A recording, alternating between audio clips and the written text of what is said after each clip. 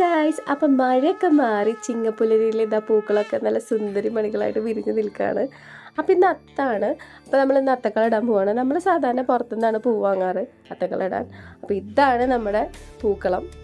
അവസാന ഘട്ട മിനുക്കുപണിയിലാണ് പൂക്കളം. അപ്പോഴാണ് നമ്മളൊരു കാര്യം മറന്നത്.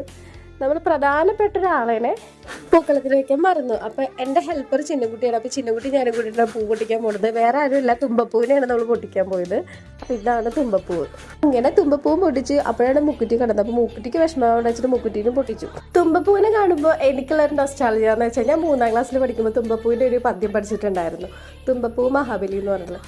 ചിങ്ങമാസത്തിലെ എല്ലാ പൂക്കളും നല്ല സുന്ദരികളായിട്ട് മഹാബലിനെ വരവേൽക്കാൻ നിൽക്കുമ്പോൾ പൂക്കളുടെ ബഹളത്തിൽ നിന്ന് തുമ്പപ്പൂ മാത്രം മാറി നിൽക്കുന്നുണ്ടായിരുന്നു. ഇതാണ് മഹാബലി. തുമ്പപ്പൂവിൻ്റെ നന്മ തിരിച്ചറിഞ്ഞ് തുമ്പപ്പൂവിനെ എടുത്ത് നെറുകയിൽ ചൂടിയെന്നാണ് കഥ.